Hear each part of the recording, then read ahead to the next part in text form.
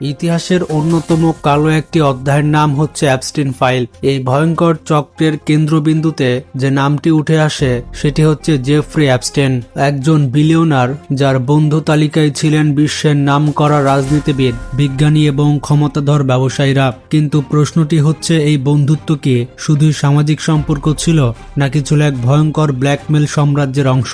If you all each had one word or sentence, how would you describe Jeffrey Epstein? A master manipulator. Charismatic monster. I'm a master manipulator, very cruel, and that's why it was so terrifying. সম্প্রতি leak হওয়া Epstein ফাইলসের কিছু ছবি এবং নথি আবারও নতুন করে আলোড়ন তুলেছে। সেই ফাইলগুলোতে ধরা পড়েছে এমন সব মুখ যাদের নাম একসময় উচ্চারণ করাও ছিল অকল্পনীয়। কিন্তু এই ফাইলগুলো কেন এত রহস্যময়? কেন এর বড় একটি অংশ আজও জনসম্মুখে আসেনি? সব থেকে ভয়ঙ্কর প্রশ্ন হচ্ছে, এই ফাইলগুলোর ভেতরে লুকিয়ে থাকা তথ্য কি শুধু কিছু ব্যক্তির পতনের কারণ হবে, নাকি এটি বদলে দিতে পারে পুরো পৃথিবীর ক্ষমতার ভারসাম্য? আজকের ভিডিওতে আমরা জানবো অ্যাপস্টিন ফাইলসের অজানা রহস্য, লুকানো সত্য এবং কেন অনেকে মনে করেন এই একটি ফাইলই পৃথিবীর ভাগ্য নির্ধারণ করে দিতে পারে। দেখুন বন্ধুরা, জেফ্রি অ্যাপস্টিন ছিলেন একজন এমন ব্যক্তি যার আঙুলের ইশারায় পৃথিবীর প্রভাবশালী মানুষেরা উঠা বসা করত। তার ব্যক্তিগত একটি দ্বীপে নিয়মিত যাতায়াত ছিল প্রভাবশালী রাষ্ট্রপ্রধান, রাজ পরিবারের সদস্য এবং খ্যাতনামা বিজ্ঞানীরা। তার বিরুদ্ধে ওঠা শোষণের অভিযোগের ভিত্তিতে 2008 সালে পুলিশ প্রথমবারের মতো জেফ্রি অ্যাপস্টিনকে গ্রেফতার করতে সক্ষম হয়। কিন্তু বিস্ময়কর বিষয় হচ্ছে, এত ভয়াবহ অভিযোগ থাকা সত্ত্বেও এক অদৃশ্য শক্তির ছায়ায় তিনি পেয়ে যান অবিশ্বাস্য আইনি সুবিধা। এমনকি কারাবন্দী অবস্থাতেও দিনের বড় একটি অংশ তিনি কাটাতেন নিজের অফিসে। তখনই বিষয়টি আরো স্পষ্ট হয়ে ওঠে যে এপস্টিনের এই অস্বাভাবিক আইনি সুবিধার পেছনে ছিল বিশ্বের কিছু ক্ষমতাবান ও প্রভাবশালী ব্যক্তির হাত। এরপর 2019 সালে একই অভিযোগের ভিত্তিতে যখন তাকে দ্বিতীয়বারের মতো গ্রেফতার করা হয়, তখন সবাই অনুমান করে নিয়েছিল এবার অ্যাপস্টিন সব রহস্য ফাঁস করে দিবেন। কিন্তু ঠিক তখনই ঘটে আরেকটি অবিশ্বাস্য ঘটনা। কারাবন্দী অবস্থায় জেলের ভেতর থেকেই উদ্ধার করা হয় জেফ্রি অ্যাপস্টিনের নিথর দেহ।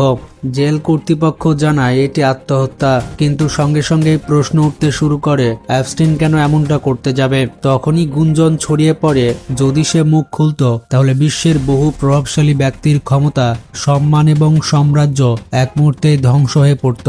কারণ তার কাছে ছিল এমন কিছু ফাইল যেগুলো জনসম্মুখে এলে বিশ্বের গণ্যমান্য মানুষেরা আর কখনো মুখ দেখানোর সুযোগই থাকতো না। তাহলে কি সেই কারণেই অ্যাপস্টিনের মুখ চিরতরে বন্ধ করে দেওয়া হয়েছিল?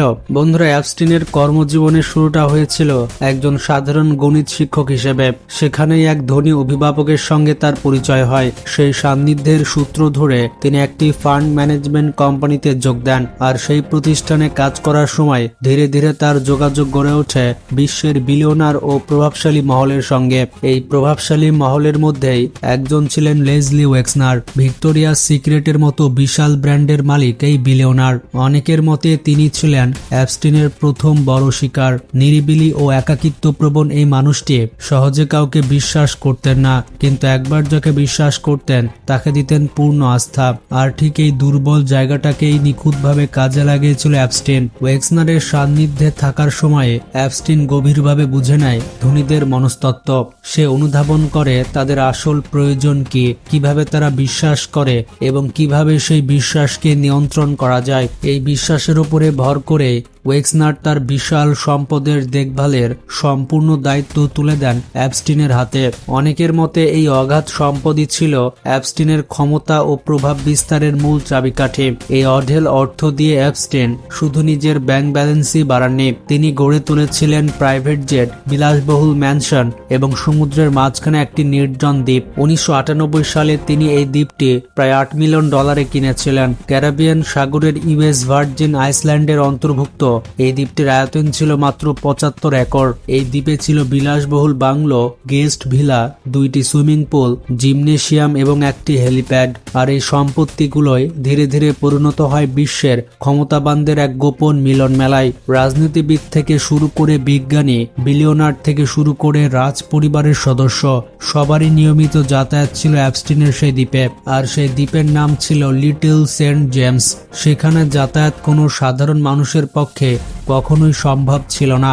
মনে করতে পারেনি স্কুইড গেমের মতো সেই দ্বীপটি খুঁজে পাওয়া বড় মুশকিল ছিল। তবে ধনীরা চাইলে তো পৃথিবীর যে কোনো 5 স্টার রিসোর্টে যেতে পারতেন, আর প্রাইভেট জেটও তাদের কাছে ছিল একেবারেই স্বাভাবিক বিষয়। তাহলে প্রশ্ন হচ্ছে, কিসের টানে তারা বারবার অ্যাপস্টিনের সেই নির্জন দ্বীপে আসা যাওয়া করতেন? অ্যাপস্টিনের আতিথেয়তার আড়ালে লুকিয়ে ছিল এক সূক্ষ্ম পরিকল্পনা। দ্বীপের প্রতিটি ঘরে, প্রতিটি কোণায় লুকানো ছিল হাই ডেফিনেশন ক্যামেরা। অতিথিরা যখন বিতর্কিত কার্যকলাপে মগ্ন থাকতেন, তখন সেই প্রতিটি মুহূর্ত গোপনে রেকর্ড করা হতো। এই তথ্য ভবিষ্যতে তাদের সামাজিক ও রাজনৈতিক ক্যারিয়ার ধ্বংস করার জন্য যথেষ্ট ছিল। অর্থাৎ লিটল সেন্ট জেমস ছিল এক ধরনের ডেটা কারখানা, যেখানে বিলাসিতার প্রলোভন দেখিয়ে প্রভাবশালী মানুষদের দুর্বলতাকে বন্দী করা হতো। তবে জেফ্রি অ্যাপস্টিন একা এই বিশাল সাম্রাজ্য গড়ে তোলেননি। তার এই অন্ধকার নেটওয়ার্কের মূলে ছিলেন একজন নারী, গিজলেন ম্যাক্সওয়েল। তিনি ছিলেন অ্যাপস্টিনের সব থেকে ঘনিষ্ঠ সহযোগী। তদন্তকারীদের মতে গিজলেনের কাজটি ছিল অনেকটা একজন ম্যানেজারের মতো। অ্যাপস্টিন ও গিজলেনের মূল লক্ষ্য ছিল অল্প বয়সী তরুণীরা। এদের অনেকেই আসতো সাধারণ পরিবার থেকে, যাদের চোখ ভরা স্বপ্ন, ভালো জীবনের আকাঙ্ক্ষা আর ভবিষ্যৎ বদলে দেওয়ার আশা ছিল। গিজলেন নিজেই এই মেয়েদের সঙ্গে ঘনিষ্ঠভাবে মিশতেন, ধীরে ধীরে তাদের আস্থা অর্জন করতেন। মডেলিং ক্যারিয়ার কিংবা উচ্চশিক্ষার স্বপ্ন দেখিয়ে তিনি তাদের নিয়ে যেতেন অ্যাপস্টিনের সেই প্রাইভেট দ্বীপে।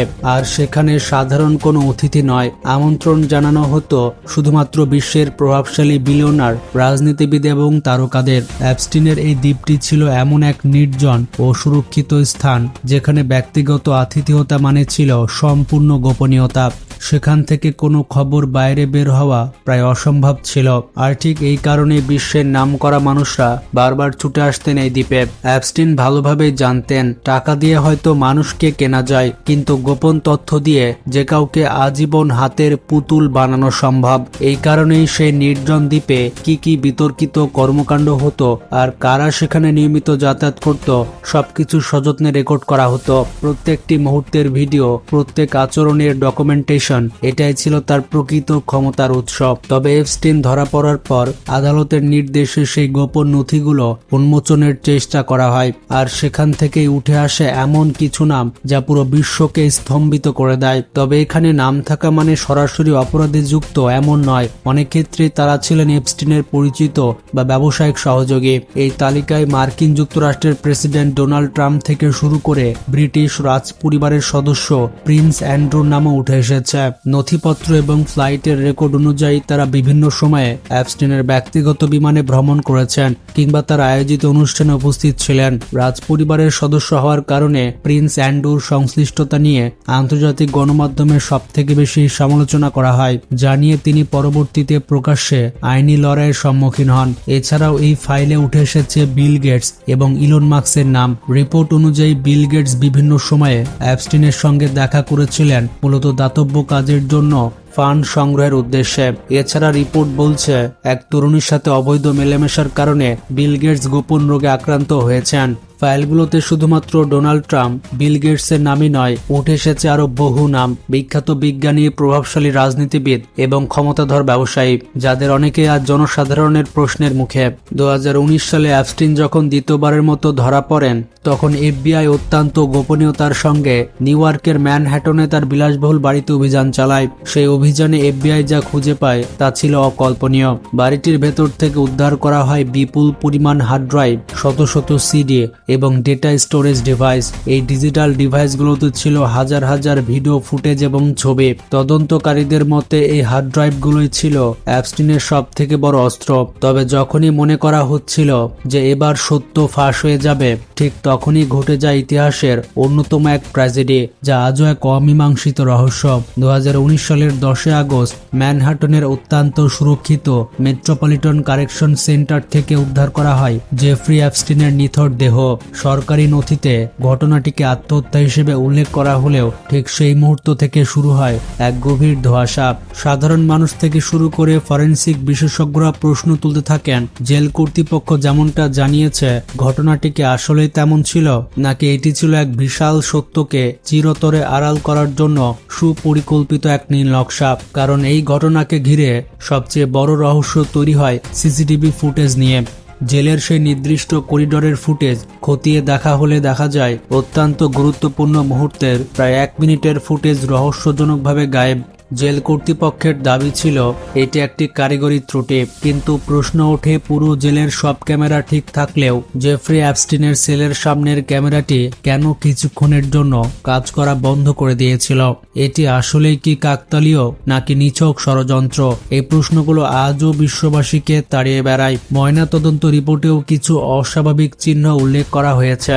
সেই রাতে সেলের সামনে দায়িত্বে থাকা গার্ডদের আচরণও কিছুটা অস্বাভাবিক হিসেবে রিপোর্ট করা হয় এবং পরবর্তীতে তাদের বিরুদ্ধে বিভিন্ন তদন্ত পরিচালিত হয়। জেফ্রি অ্যাপস্টিন যদি আজ বেঁচে থাকতেন তাহলে হয়তো আদালতের কাঠগড়ায় দাঁড়িয়ে তিনি সমস্ত কিছু ফাঁস করে দিতেন। জেফ্রি অ্যাপস্টিন হয়তো এখন এই পৃথিবীতে নেই, কিন্তু তিনি রেখে গেছেন এমন কিছু ভয়ঙ্কর তথ্য যেগুলো আজ বিশ্বব্যাপী আলোচনার কেন্দ্রবিন্দুতে পরিণত হয়েছে।